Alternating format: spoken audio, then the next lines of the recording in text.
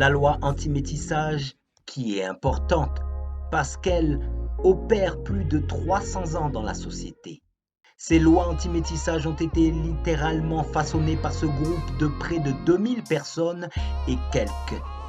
Aujourd'hui, la législature du Maryland cherche à corriger l'encouragement des mariages décrits dans cette loi précédente de 1664, citée comme une disgrâce et une honte au peuple britannique, comme cette indication en citation que la femme britannique ou née libre devait abandonner son statut de personne libre. Donc, ils ont adopté la loi de 1681. Dans cette loi, il a été rendu illégal pour un Britannique et d'autres femmes blanches d'épouser un esclave nègre et en outre, la loi punit tout propriétaire foncier qui encouragerait ces mariages ou toute autorité religieuse qui y aurait officié. Cette loi équivaut aussi au jour où l'invention de la catégorie humaine dite blanche a eu lieu.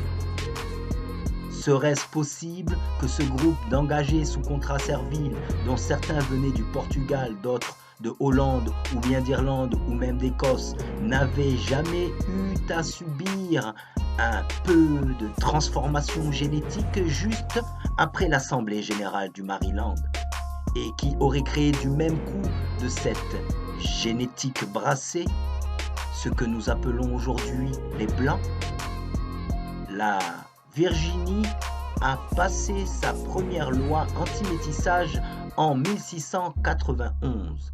En Virginie, la loi interdisant à la fois aux hommes blancs et aux femmes blanches de marier une personne de descendance africaine ou un membre d'une tribu indigène est indiquée dans les études sur les tribunaux qui révèlent en fait la loi anti-métissage comme interdisant ces mariages pour les hommes blancs que dans le texte. Mais nous savons que beaucoup d'hommes blancs mariés ou engagés dans des relations sexuelles intimes avec des femmes leur étant interdites n'ont que très rarement été traduits en justice et punis par la loi anti-métissage. Vraiment que très rarement. Alors, faites attention. Ici, cette loi, dans son application, est largement concentrée sur le contrôle de la relationnalité et la sexualité des femmes blanches avec des hommes non blancs. Pensez en outre à l'application pratique qui ressort de cette loi particulière. Quel en est le résultat dans la localisation du pouvoir patriarcal chez les hommes blancs? Nous avons parlé de la loi de 1664 et son amendement à la loi de 1681. Et nous avons noté que la clé pour comprendre la différence entre ces deux lois, c'est que cette référence au groupe concerné emploie une terminologie qui fait glisser les désignations de Britanniques et autres nés libres à Britanniques et autres femmes blanches. Dans cette loi particulière, la question est: qu'est-il arrivé entre 1664 et 1681? La réponse est la révolte de Nathaniel Bacon. Déclenchée en 1676 dans la colonie britannique de Virginie par des Blancs vivant sur la frontière avec les Amérindiens, rejoint plus tard par des esclaves noirs et des serviteurs blancs. Ce fut une révolte massive dans la colonie de Virginie qui a duré plus d'1 an. Permettez-moi de donner un aperçu des germes de cette rébellion, ce qui a contribué à donner naissance à cette explosion de violence. Ceux qui étaient asservis, par définition, des travailleurs mécontents de leur statut, et dans ce bassin de l'Angleterre, de travailleurs pauvres facilement disponibles, ont été joyeusement envoyés dans les entrailles des navires, ce qui a asséché cette population dans ce bassin d'Angleterre où il n'y avait plus de réserve d'ouvriers disponibles en Grande-Bretagne pour gérer le travail dans les plantations des colons. Le résultat est qu'ils ont commencé à imposer des sanctions plus sévères aux personnes sous contrat d'engagés qui étaient déjà là, pour des infractions relativement mineures, ce qui entraînait des extensions importantes de leurs années de servitude. Ceux qui ont terminé leur mandat et qui ont été libérés de leur statut d'asservi étaient frustrés. Ils étaient frustrés parce que le roi d'Angleterre avait donné la quasi-totalité des terres cultivables à ses copains, et même s'ils pouvaient trouver des terres pour s'essayer au tabac, les prix chutaient tandis que les taxes augmentaient, de sorte que les terres et autres opportunités sont devenues beaucoup plus limitées. Ce gars, Nathaniel Bacon, n'a pas eu à chercher très loin les travailleurs mécontents, à la fois ceux qui ont été réduits en esclavage ou ceux sous contrat de servitude faisaient face à un traitement pire encore, et ceux qui étaient libérés faisaient face à moins de capacité à s'accomplir pour eux-mêmes avoir un avenir. Les personnes de descendance européenne et africaine ont combattu dans la première phase de la rébellion de Bacon contre les membres des tribus indigènes. Et puis dans la deuxième phase de la rébellion de Bacon, où ce petit monde s'est retourné contre la décision de l'élite britannique. Nathaniel Bacon est finalement mort des blessures qu'il a reçues lors d'une bataille, et l'Angleterre a envoyé des troupes dans la colonie et a finalement annihilé la rébellion. Mais non sans avoir fait impression significative sur ceux qui ont exercé l'autorité et ont été menacés par cette rébellion. Rappelez-vous, cette rébellion a duré plus d'1 an. Et des registres, des législateurs en Virginie, de l'autorité juridique, de surveillance en Angleterre, a relevé que plus de 30% de la population était en faveur de la rébellion. Ainsi était la leçon de la rébellion de Bacon. C'est qu'une force de travail unie est une menace pour la forme de capitalisme qui s'installe à l'intérieur des colonies à ce moment. Les législateurs de Virginie ont écrit des lettres à l'autorité de surveillance de Londres expliquant qu'ils avaient l'intention de poursuivre une stratégie de division et de conquête afin d'empêcher une rébellion future.